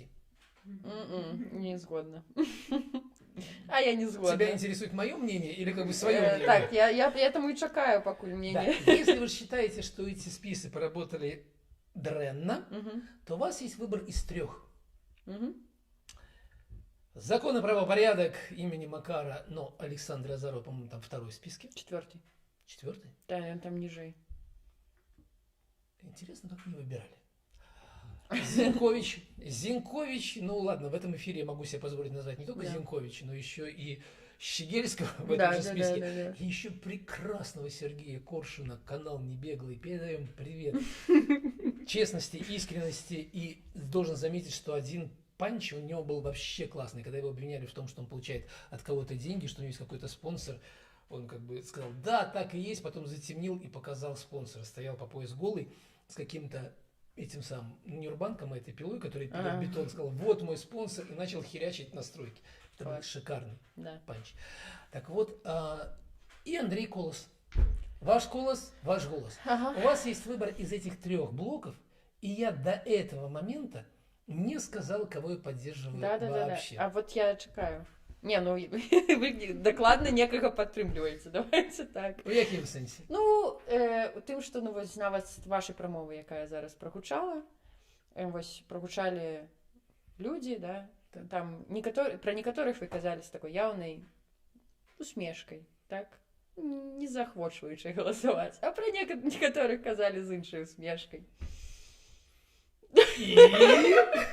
И, ну, я хочу, каб вы гэта сказали, я не буду нічога. Ведаеце, як дапытывалі гэтага Клінтона, как бы быў яго секс как бы з Монікай Левінскай или нет?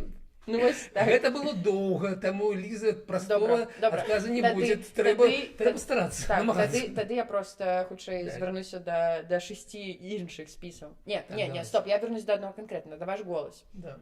Ваш голас на палову складаецца з людзей, якія працавалі ў блоке. 4 чалавека з 19. Ну, і яны ў топе, правильно? Нет. Светлана Мацкевич, по-моему...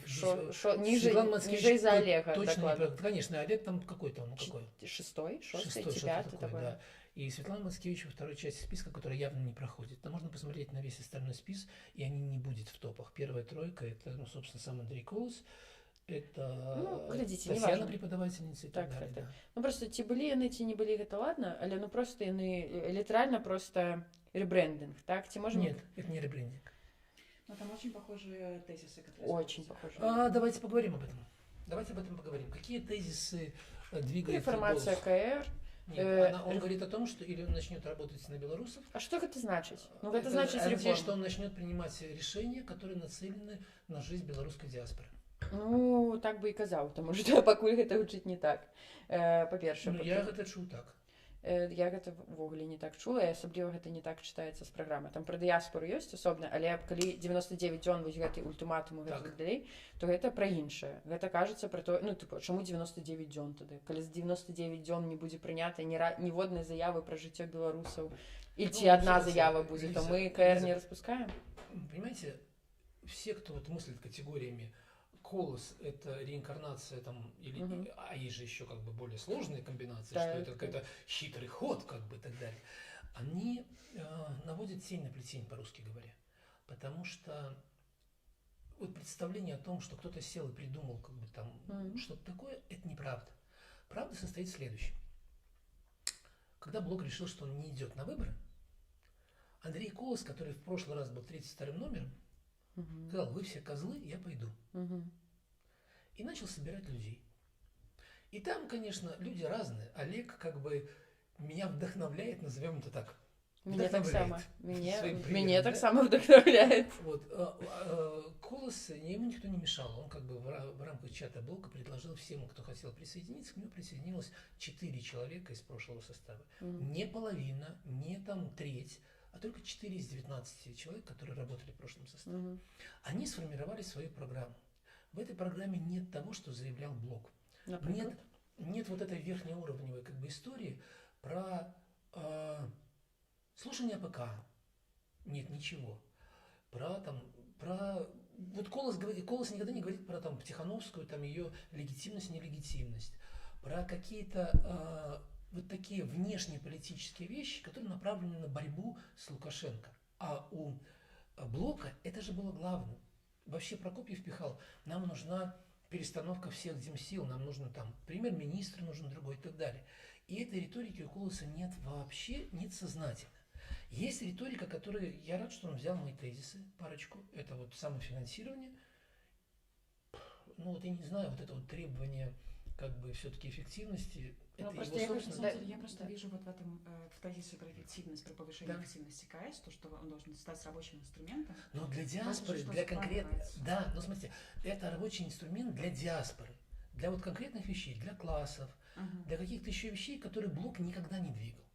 И поэтому, если связь между ваш голосом и блоком, она есть вот такая. Колос как бы когда-то был в списке, он всегда был где-то вот там, он проявил собственную инициативу, и он точно самостоятельный политик.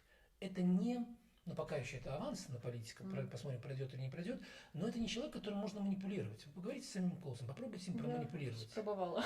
Да, Все да. равно не убеждаюсь пока Мгм. что, потому что для меня все равно, как для человека, который знаком более-менее с блоком, с Да. риторикой, с той идеей, которая продвигалась блоком, для меня все равно видно вот эта вот линия, которая двигалась блоком в каком-то ключе. Давайте так. Это не отражение блока, это не блок. Я точно не управляю Колосом и не управляю Это его мы- предвыборной Ну, мы не кампанией. казали гэтага, Ну, слава глядзіце-ка, богу, слава- ну, глядзіце-ка. Слава богу.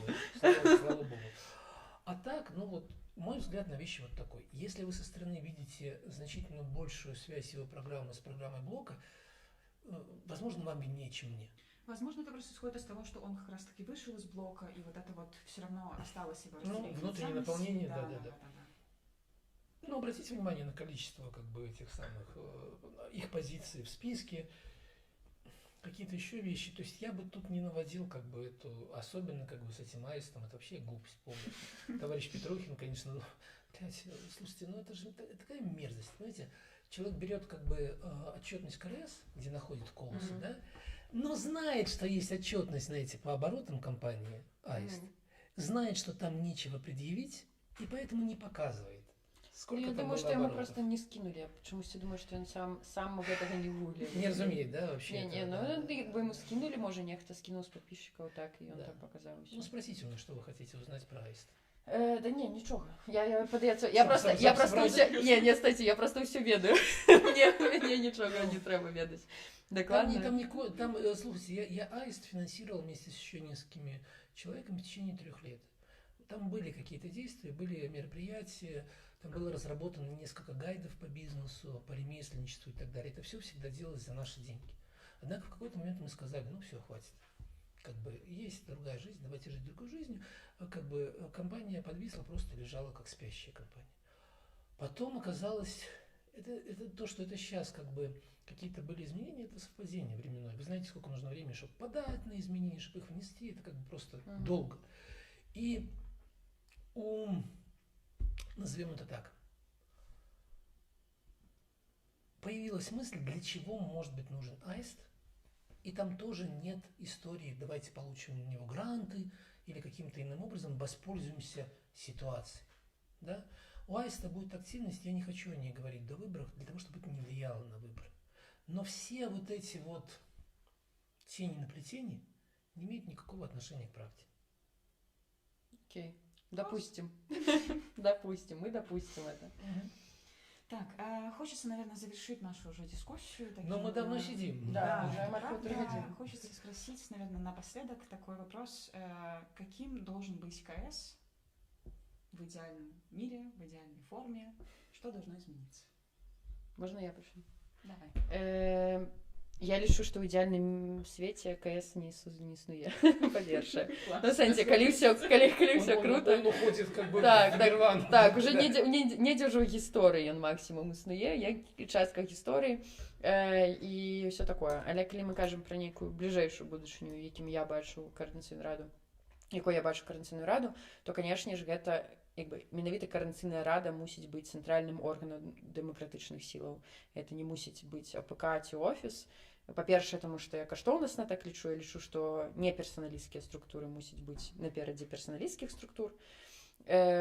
Па-другое, просто таму што я лічу, што вось такое калектыўнае мысленне і мысленне не проста падабраных па шаблону людзей, яно значна больш каштоўнае для там прадумлення стратэгіі, для агулам набліжэння нас не проста да нейкага камфортнага жыцця ў замежжы, але і да Беларусі агулам. Я як бы агулам гэтым усім займаюся. Я думаю, што шмат такіх людзей, асабліва ў НДА-сектары, якія, ну, яны з'ехалі, па-першае, таму што іх выгналі, яны, можа, і не думалі ніколі з'язджаць з Беларусі. Я, напрыклад, дакладна ніколі не хацела і не думала з'язджаць з Беларусі.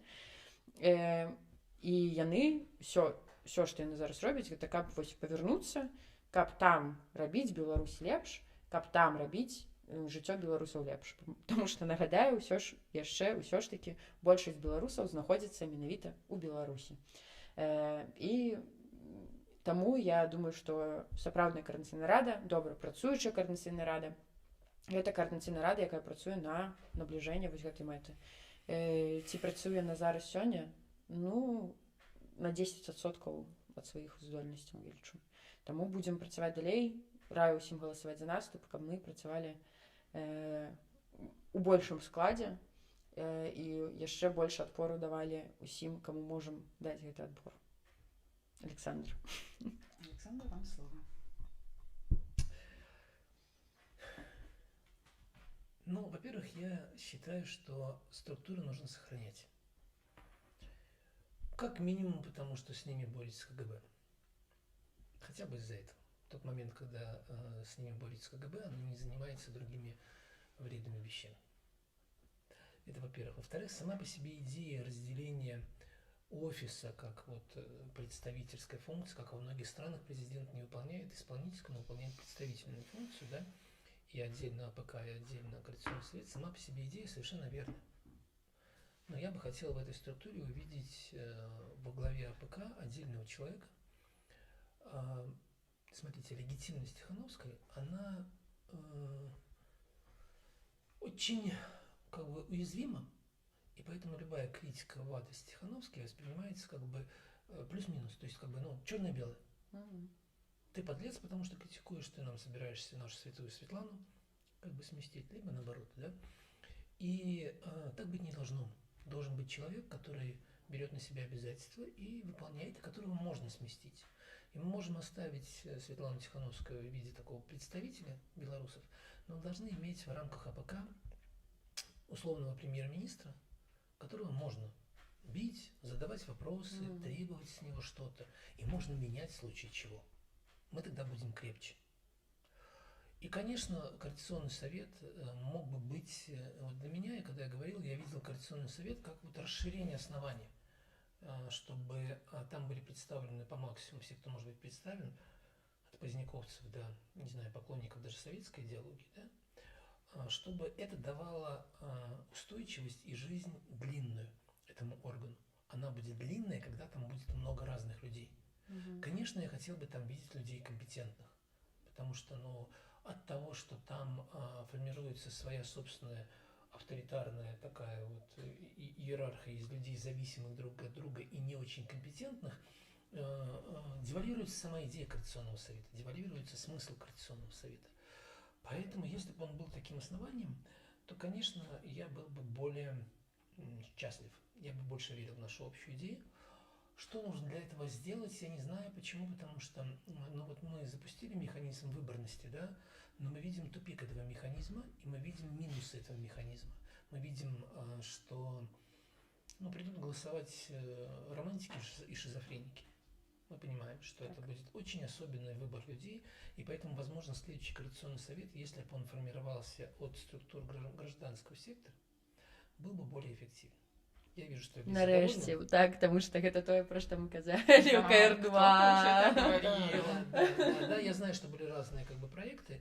Выборность КС, возможно, отыграла свою роль на том этапе, и, возможно, нужно двигаться в этом направлении, чтобы мы были более устойчивы. Как в это встроить там партии, например, которые у нас с одной стороны вроде как есть, с другой стороны мы понимаем их имитационную сущность сегодняшней партии. Я не знаю, это надо как бы обсуждать. Возможно, КС должен быть в принципе органом гражданского общества, а не представителем там политических сил. Но над этим нужно, конечно же, работать дальше. И, конечно, хорошо бы вот не допустить проявлений такого, знаете, демократического авторитаризма. То есть это зло, с ним нужно бороться, но бороться как-то так, чтобы не разрушать всю конструкцию. То есть нельзя себя вести, я зараз подпалю хату, потому что она мне надоела, да, и пусть она все горит, гори она все огнем. Ну, это было бы точно разрушительным поведением, надо строить как бы дальше. Я в этом строительстве участие не собираюсь принимать буквально в ближайшие 2 года. Во-первых, скажу почему. У меня есть некоторые личные причины. Когда я выходил из Координационного совета, я говорил о том, что причиной не является моя там усталость, недовольство или там какие-то претензии к кому бы то ни было. И если вы помните, сам блок выходил, фракция после слушаний Светланы, я выходил на 4 месяца раньше по своим собственным личным причинам. Они пока не изменились, и я не собираюсь исполнять политическую функцию. Но я болею за то, чтобы за Координационный совет проголосовало хотя бы более 4000 человек, потому что вне зависимости от разных фракций, я за то, чтобы он был устойчив. Да? Но я же сам собираюсь заниматься. Для меня важным является проект после Лукашенки, который я начал на Еврорадио. У нас есть уже договоренность о том, что будет цикл из 10 программ. Надеюсь очень, что там будут значимые эксперты, и что я смогу понять эту визию о том, какие реформы нужны стране. И, возможно, я приду с таким комплексным проектом на обсуждение в Координационном совете, чтобы мы могли это обсудить, принять, не принять, поправить, добавить и так далее. Возможно, у нас будет такая... Вельми чакаем, а то покуль только губареешься реформы. Да. Но, понимаете, я не вижу это как реформы. До того, как ты разрабатываешь реформы, тебе нужно техническое задание. Понимаете, как любой проект, да, тебе нужно ТЗ. А до ТЗ разрабатывать подробно, какая должна быть реформа, это так себе работа. Не, нормально. У Бальцеровича спрацевало, я думаю, у нас спрацевало. Дай бог, пусть расцветут все цветы. Так. Да? Поэтому я желаю, чтобы Координационный совет был, чтобы проголосовало минимум 4000 человек, чтобы те люди, которые видят именно в наступе здоровую силу, которую я ранее называл соглашательской, но если кто-то поддерживает именно такую позицию, что в реальных условиях надо реально работать, то, конечно, голосуйте за наступ, а не за другие какие-то блоки, которые уже были в Координационном совете. То есть, если вы выбираете из этих 6, то выбирайте наступ. Дякую, Олександр, дякую. Все, всім пакуль. Хто у Варшаві, приходьте 10-го на івент. Все спасылкі ў апісанні. Там можна зрабіць вось такую цішотку і яшчэ 2 іншых. У нас чамусьці бітрейт упаў, таму реально усім пакуль гэта час прощацца. Пакуль.